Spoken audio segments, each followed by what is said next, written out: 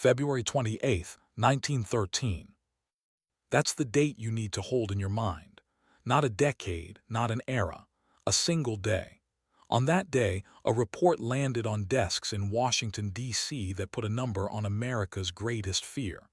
The number was $22.245 billion.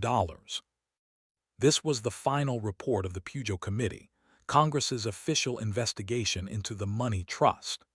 It concluded that a small handful of financiers, primarily affiliated with J.P. Morgan, National City Bank, and the First National Bank, held 341 directorships in 112 of America's largest corporations. The total value of these companies was more than $22 billion. In 1913, that number was almost incomprehensible. It was a mathematical proof that the American economy was not a free market, but a private club. The report created a firestorm of public outrage and gave a new progressive president, Woodrow Wilson, inaugurated just 4 days later on March 4th, an undeniable mandate to act. Every American bank was about to be restructured, and the official story is that this public outrage was the cause. But when you look at the evidence, the sequence of events, you find the answer had almost nothing to do with the public outrage of 1913. It had everything to do with a secret meeting, 3 years earlier, on a private coastal island in Georgia. The official history of the Federal Reserve's creation is a straightforward story of progressive reform. And to be fair, much of it is true. The story starts with a crisis, the financial panic of 1907. A series of bank failures triggered a stock market collapse and a run on the banks. The United States, unlike the great powers of Europe, had no central bank to step in, no lender of last resort to provide liquidity and calm the panic. The system was saved, not by the government, but by the personal intervention of one man, J.P. Morgan. He famously locked the nation's leading bankers in his private library and forced them to pool their resources to prevent a total collapse. The event proved two things to everyone. First, the existing banking system was dangerously unstable. Second, the health of the entire nation's economy depended on the whims and resources of a few private, unelected men in New York. The public demanded a solution, but was terrified of giving more power to the very bankers they blamed for the crisis, the money trust. This is where the political process kicks in. The Pujo Committee is formed to investigate the money trust. Its shocking findings in early 1913 confirm the public's worst fears. Newly elected President Woodrow Wilson, who campaigned against the great trusts, throws his weight behind a new banking bill. The bill is sponsored by two powerful Democrats, Representative Carter Glass of Virginia and Senator Robert Owen of Oklahoma. After months of fierce debate, the Glass-Owen Act passes Congress and is signed into law by President Wilson on December 23, 1913. A public crisis, investigated by a public committee, was solved by a public law passed by a new, reform-minded government. The money trust was finally brought under control. This is the story in the textbooks. It explains the political urgency and the key public figures.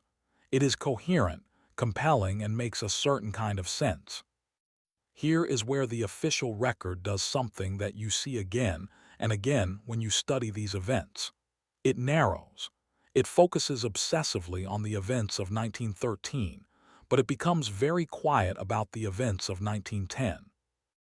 If you follow the thread further, back to a year when the Pujo Committee did not exist and Woodrow Wilson was still the president of Princeton University, you find the real story is not about the public debate. It's about the private one that happened before the public was ever invited to listen. November 1910. A private train car sits waiting in a New Jersey train station, its shades drawn. One by one, a small group of men arrive, separately and discreetly, trying not to be seen together. They represent a staggering concentration of the world's financial power. There is Senator Nelson Aldrich, a Republican powerhouse, and John D. Rockefeller Jr.'s father-in-law.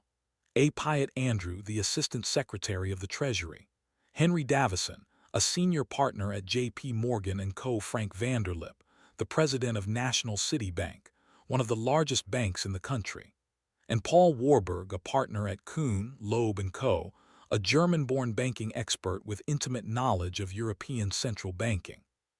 According to the memoirs of participants like Frank Vanderlip, they operated under a cloak of extreme secrecy. They were told to use only their first names to avoid attracting attention from reporters. Their cover story was a duck hunting trip. Their destination, Jekyll Island off the coast of Georgia, a private retreat for some of the world's wealthiest families.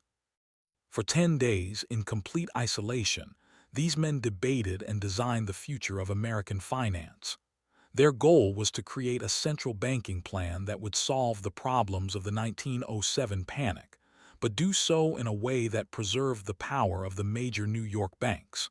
Paul Warburg, the technical expert, was the primary architect. The result of their secret meetings was a document that came to be known as the Aldrich Plan. It was a sophisticated blueprint for an American central bank.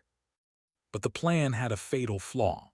Its public face was Senator Aldrich, a Republican deeply associated with big business and Wall Street.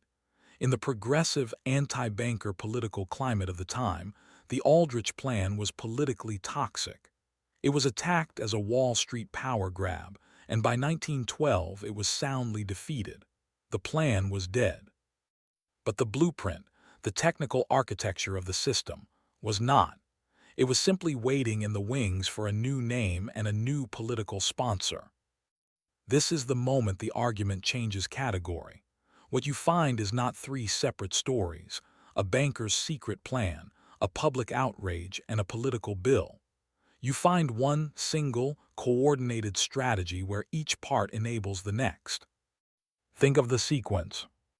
First, the secret plan. By the end of 1910, the most powerful bankers in the country have a detailed, ready-made blueprint for a central bank, but it's politically radioactive. They can't get it passed. Second, the public outrage.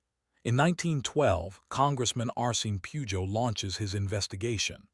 The hearings through 1912 and the final report on February 28, 1913, stoke anti-banker sentiment to a fever pitch. This public anger creates immense political pressure. Something must be done. Now look at what happens next. The old Republican, banker-friendly Aldrich Plan is dead. A new, democratic, anti-banker bill is needed. Representative Carter Glass, a Democrat from Virginia, is tasked with writing it. Glass is a fierce critic of the money trust. He is the perfect public face for a reform bill. But Glass needed technical banking expertise. He needs technical advice. And who, according to the private papers of both men, provides that extensive technical advice? Paul Warburg, the man from the secret meeting on Jekyll Island, the primary architect of the dead Aldrich Plan. It's not the Jekyll Island plan on its own. That failed. It's not the Pujo Committee report. A report is just paper. It is the sequence. A public investigation that demonized Wall Street was used as the political cover to pass legislation whose core architecture was designed by Wall Street itself. The historian Alan Meltzer, in his definitive history of the Federal Reserve, makes it clear. While there were significant differences in governance and control, the core economic ideas of the Glass-Owen Act were fundamentally derived from the Aldrich Plan. The skeleton was the same. It had just been given a new skin. As 1913 drew to a close, the bill was pushed through Congress with incredible speed. It passed the House in September but stalled in the Senate. As the Christmas holidays approached, much of Washington, D.C. began to empty out. But a core group of senators remained, determined to pass the legislation before the recess. As the holiday recess approached, and many in Washington had begun to depart, the Federal Reserve Act passed the Senate. 4 days later, on December 23, 1913, with the nation distracted by the coming holiday, President Woodrow Wilson signed the bill into law. The entire financial structure of the United States was changed forever. It was a remarkable political achievement. A problem that had plagued the nation for a century, the lack of a stable, elastic currency, was finally solved. A solution was needed, but the solution that was implemented was one conceived in secret by a handful of powerful men, long before the public was ever asked for its opinion. Paul Warburg, the hidden architect, was later appointed as one of the first members of the Federal Reserve Board. The record shows a masterpiece of political maneuvering, a quiet, coordinated strategy that used public anger as a tool to achieve a private goal. There's no need to argue this was a shadowy conspiracy to take over the world. The evidence suggests something more practical, and perhaps more unsettling. A group of competent, powerful insiders saw a national problem, designed a solution that served their interests, and then brilliantly executed the political strategy to make it law, all while appearing to be on the losing side. The Federal Reserve was born. The question isn't whether the system needed fixing. The question is who writes the solution when the public isn't in the room.